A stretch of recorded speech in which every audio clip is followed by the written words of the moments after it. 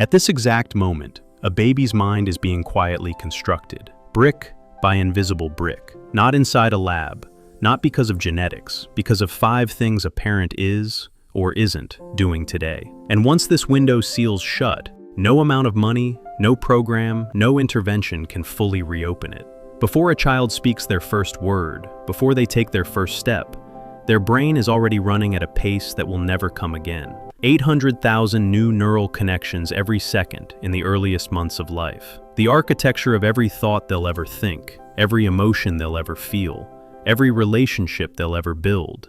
It's all being drafted right now, in the quiet corners of ordinary mornings. And the heartbreaking truth? Most of the people responsible for that construction have no idea what actually drives it. The old story went like this: genes set the ceiling, environment fills in around the edges. So the parenting industry sold us stuff: mobiles with black and white patterns, educational DVDs, multilingual lullabies, brain-boosting supplements for nursing mothers, billions of dollars, mountains of products. And study after study showed marginal results at best, because the whole model was wrong. The brain doesn't grow from consumption, it grows from connection. And the difference between those two things is the difference between a child who thrives and one who quietly struggles for years without anyone understanding why. A decade of research at Harvard's Center on the Developing Child produced a finding so simple it almost got dismissed. The strongest predictor of healthy brain development wasn't income or education level or the neighborhood a child grew up in. It was responsiveness. They called the mechanism serve and return, a term borrowed from tennis. Baby initiates, caregiver responds, loop closes, synapse fires, circuit locks in. When researchers scanned the brains of children who had experienced thousands of these micro-exchanges, the results were impossible to ignore. Larger language processing regions, stronger prefrontal development, a stress response system that was measurably more stable under pressure. Not at age 1, not at age 2, still visible at age 10. These weren't small effects. They were the kind of differences that show up in classrooms, in friendships, in careers, all from moments that lasted less than 3 seconds. So what are the 5 habits? Here they are, plainly, honestly, without packaging. Habit 1. Talk to them like they already understand. Describe your surroundings. Narrate your actions. Tell them what the light looks like coming through the window. Label everything, not to teach, but to flood their developing auditory cortex with patterned, directed language. MIT researchers tracking word exposure found that babies in high narration households showed dramatically faster processing speeds by their 2nd birthday. The brain isn't waiting for school, it's already in class. Habit 2. Look where they look. Babies telegraph their curiosity through their eyes. The moment they fix their gaze on something, a shadow, a ceiling fan, a stranger's face, their brain is actively reaching toward it. When a caregiver tracks that gaze and names what the child is studying, the brain registers something profound.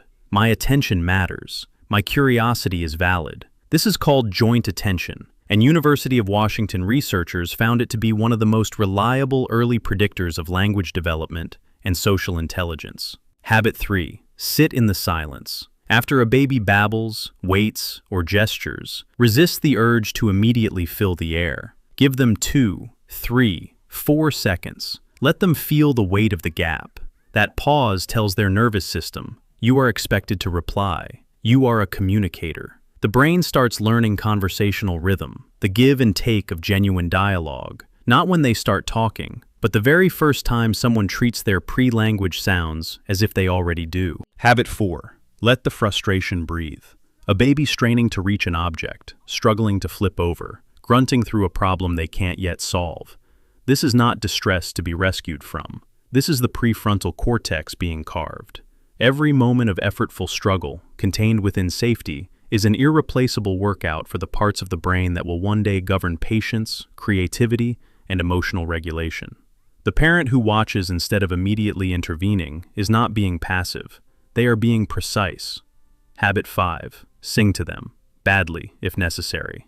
Live music, real voice, real rhythm, real presence, activates more simultaneous brain regions in infants than almost any other documented stimulus. Researchers at McMaster University found that babies engaged in musical back and forth with caregivers showed accelerated development across communication and attention, not because of the melody, because of the mutuality. Two minds syncing. That's the signal the brain is waiting for. But stay with me, because what comes next is the part most people never get told. These habits don't just accelerate brain growth. They determine what happens when life gets hard. Experiment/story section. In the late 1970s, a researcher named Mary Ainsworth designed an experiment that was quietly devastating in what it revealed.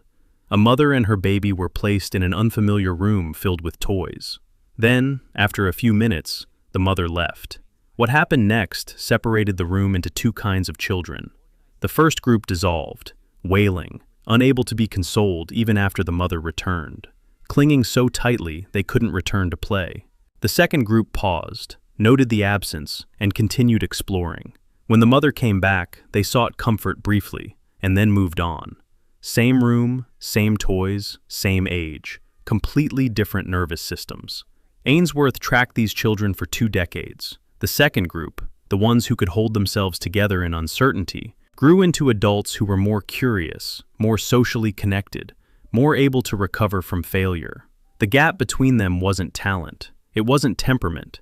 It was thousands of tiny moments of responsiveness, or the absence of them, in the first years of life. Ordinary Tuesday mornings, stacked one on top of another, had quietly built 2 entirely different brains. Personal connection. You probably know someone who seems to move through difficulty with a kind of gravity others can't access, who listens without needing to fix, who can sit inside uncertainty without collapsing. And you probably also know the other kind, the person who was given every advantage and still can't find solid ground. The difference rarely lives in what happened to them in adulthood.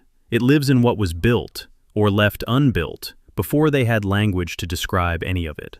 This video isn't just about raising children. It's about understanding the invisible forces that made you who you are, and deciding, consciously, what gets passed forward. There's a mechanism underneath all of this that most parenting conversations skip entirely. The brain doesn't just add connections during early childhood, it aggressively eliminates them. Neuroscientists call this process synaptic pruning, and it's relentless. Between age 2 and 10, the brain quietly dismantles every pathway that hasn't been used enough to justify keeping. It's not damage, it's efficiency. The brain is becoming leaner, faster, more specialized. But here's what that means in practice. Every connection that doesn't get reinforced during this window isn't delayed, it's deleted. Every interaction, every song, every gaze shared, every moment of safe struggle is a vote cast in favor of keeping a specific pathway alive. And every moment a parent is physically present, but mentally somewhere else, every notification glanced at, every distraction quietly pursued, is a vote in the other direction. The brain keeps score. It always has. None of what you've just heard is meant to land as guilt. No parent is present every second. No caregiver is endlessly attuned. Imperfection is part of the design. Rupture and repair is itself one of the most important lessons an infant brain can absorb. But there is one honest warning worth sitting with. The greatest threat to the developing brain right now is not violence or poverty or neglect in the traditional sense. It is fragmented attention. The average parent today is interrupted more times per hour than any generation in history. And the brain, on the receiving end of those interrupted moments, doesn't know the reason. It only registers the pattern.